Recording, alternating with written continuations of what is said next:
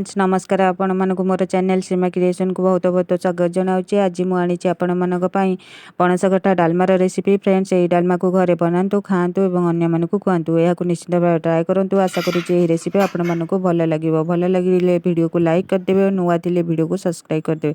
चलतु recipe start करवा। प्रथम मु हाथ में तेल मारी पणस कटा को काटिदेवी। ताको देखो मझीरे काटी छोट छोट खंड कर काटिदेवी। तापर चोपा छड़े छोट छोट खंड करदे। एपटे मु पणस काटी दौची। काटी सारापर मुझे मसला प्रस्तुत करी। एबे गोटे ग्राइंडर कप रे 2 चम्मच जीरा एवं गोटे सेमी अदा और गोटे बड़ रसुण और गोटे सुखिला लंका अल्प टिके जल दे बाटी नवा। बाटी सारापर मु प्रेसर रे अल्प जल दे 150 ग्राम बुट डाली 150 ग्राम हरड़ डाली 100 ग्राम मुग डाली की पकईदेली और से मु काटिकी रखि आलू 2टी बड़ आलू एवं से पणस कटा खंड को पकईदेली।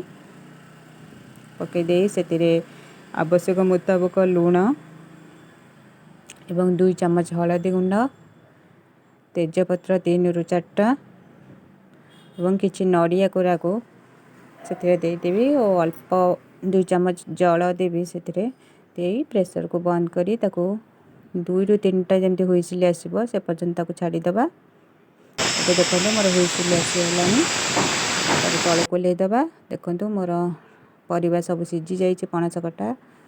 एपटे कड़े बसई टिके भजा जीरा और लंका गुंड करदे। मु 2 चम्मच जीरा और गोटे सुखिला लंका को नहीं भाजीदेली। भाजीदबा एबे मसला कषापी कड़े बसैबा। कड़े बसी सारे एबे तेल 2 चम्मच देली। 2 चम्मच देखो मो तेल ताती गलानी से 2टी सुखिला लंका दबा। सुखिला लंका तेल देहरे टिके लाल हो गले देखो मोर लाल होले से मु 2 चम्मच 5 फुटण रखी से दबा।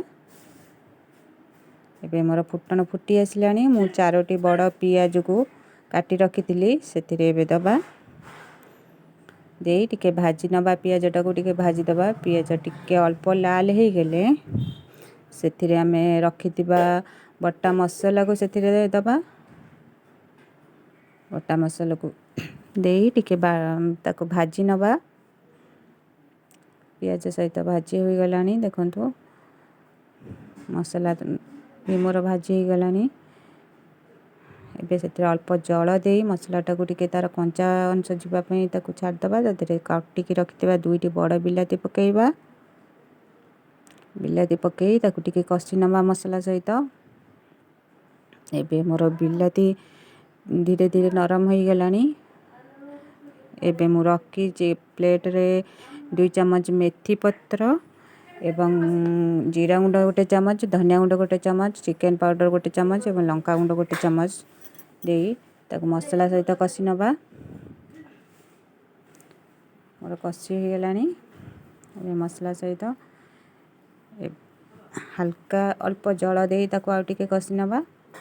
एबे मोर मसला प्रस्तुत हो गला से मोर सिझे रखि डालमा को से जोगार देवी। जोगारी मसला सहित 5 मिनिट फुटापी छाड़ीदेवी। जेहेतु मोर डालमा सीझी जाइए मसला भी भलसे कषि हो जाइए मोर 5 मिनिट फुटापी छाड़ीदेली। एबे मोर डालमा प्रस्तुत हो गलानी। मसला और डालमा सह मिसी गलानी। देखो मोर कलर केते सुंदर आछि। डालमा भी मोर सुंदर देखा देखो एबे मु भाजिकी रखि से जीरा लंका गुंड को एबे से मु देदेवी। देखो मोर गैस एबे बंद करदेली। मो डालमाटा हो गलानी। एबे भजा है रखि जीरा और लंका गुंड को से देदेली और दालचीनी और गुजराती और किछि मरीच को मु छेचिकी रखिदेली देदबा। एबे मोर डालमा ताको गोळेई नबा। देखो मोर डालमा प्रस्तुत हो गलानी। फ्रेंड्स मोर ये डालमार रेसिपी आपण मानक जदि भल लगी वीडियो को लाइक और सब्सक्राइब करदे। देखो मो डालमा को मुझे प्लेट को काटी सर्व करदेली। डालमा केते सुंदर देखा रहुची। नमस्कार।